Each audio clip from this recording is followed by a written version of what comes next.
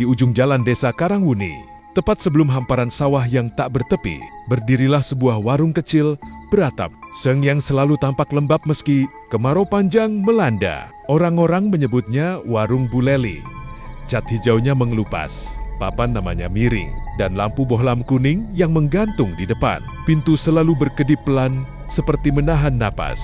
Tak ada yang tahu pasti sejak kapan warung itu berdiri. Yang orang tahu, Bu Leli selalu ada. Warung yang tak pernah tutup. Aku pertama kali datang ke desa itu sebagai guru honorer. Kontrak setahun. Rumah dinas yang kutempati hanya berjarak 300 meter dari warung Bu Leli. Malam pertamaku di sana, listrik padam. Perutku keroncongan, dan warga yang kutanya hanya berkata, kalau lapar malam-malam, ke warung Bu Leli saja. Dia tak pernah tutup. Jam menunjukkan pukul 11. Lewat 30 ketika aku mendorong tirai plastik bening yang menjadi pintu masuk. Bau minyak goreng dan sesuatu yang amis langsung menyergap. Di balik etalase kaca berembun, terlihat gorengan, sate usus, telur rebus kecap, dan nasi bungkus daun pisang yang tersusun rapi. Anehnya, tak ada lalat satupun. Cari apa nak? Suara itu muncul sebelum aku melihat orangnya. Bu Leli berdiri di sudut ruangan, separuh tubuhnya tertutup bayangan. Tubuhnya kurus, rambutnya digelung rapi, dan senyumnya terlalu lebar untuk wajah setirus itu. Mie instan saja, Bu. Ia tak menyalakan kompor. Tak terdengar bunyi air mendidih. Tapi tak sampai semenit, semangkuk mie panas sudah terhidang di hadapanku, mengepulkan uap tipis yang beraroma sedap. Baru pindah, ya? Tanyanya. Aku mengangguk. Iya, Bu. Kalau ada apa-apa, kesini saja. Warung ini selalu ada. Cara ia mengucapkan selalu ada membuat tengkukku merinding. 2. Pelanggan tanpa wajah. Sejak malam itu, aku sering membeli makan di sana. Warung itu memang tak pernah tutup. Bahkan ketika desa dilanda banjir kecil dan sebagian besar warga mengungsi, lampu bohlam kuningnya tetap menyala. Suatu malam, hujan turun deras. Aku duduk di bangku panjang kayu, menyeruput kopi hitam yang terasa lebih pahit dari biasanya. Di sampingku, ada 2 orang pelanggan lain. Mereka duduk diam, terlalu diam. Aku mencoba mencuri pandang. Wajah mereka kabur, seperti tertutup kabut tipis. Bukan tak punya wajah, tapi seperti tak bisa kuingat bentuknya. Setiap kali aku mencoba fokus, kepalaku berdenyut. Kamu jangan lihat terlalu lama, bisik Bu Leli tiba-tiba dari belakangku. Aku tersentak. Kenapa, Bu? Ia tersenyum. Mereka cuman mampir.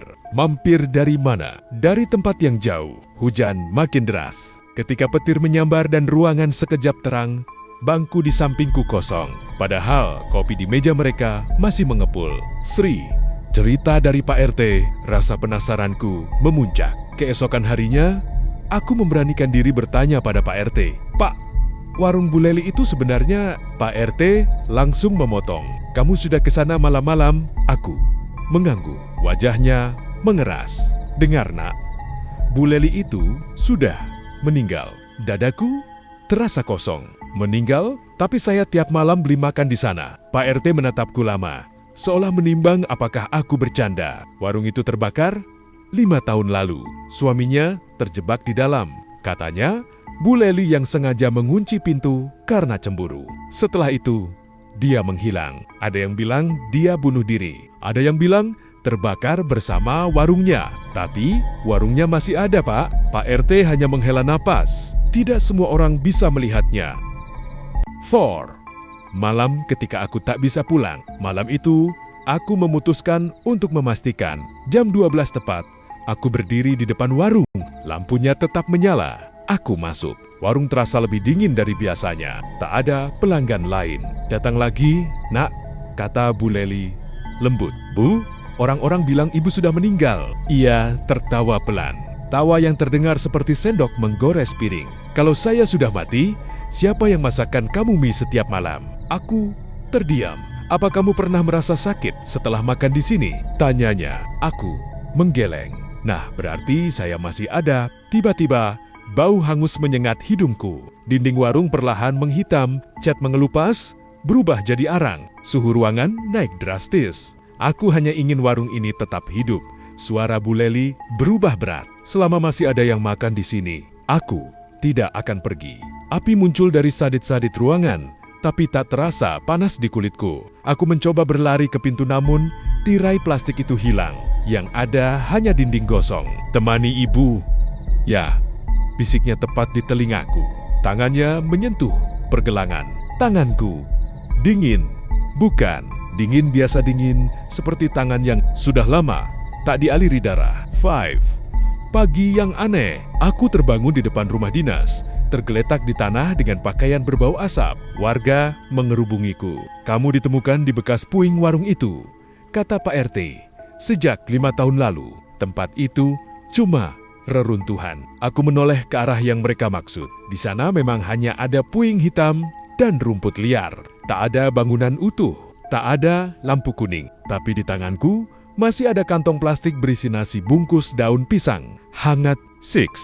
Warung yang kini menungguku. Sejak malam itu, aku tak pernah kembali ke sana. Namun, setiap pukul 11:30 dari arah sawah, samar-samar terdengar suara sendok beradu dengan mangkuk. Kadang tercium aroma mie instan yang baru matang. Dan seminggu lalu, muridku berkata polos, "Pak, kenapa Bapak suka jajan di warung Bu Leli?" Ibu saya bilang itu cuma ada kalau orangnya dipanggil. Aku tak pernah lagi keluar malam. Tapi semalam, saat listrik padam, terdengar ketukan di pintu rumah dinasku. Pelan. 3 kali. "Mie instannya sudah jadi, Nak." Suara itu berbisik dari luar. Dan yang paling membuatku takut, perutku tiba-tiba terasa sangat lapar. Jangan lupa like, comment, and subscribe. Terima kasih.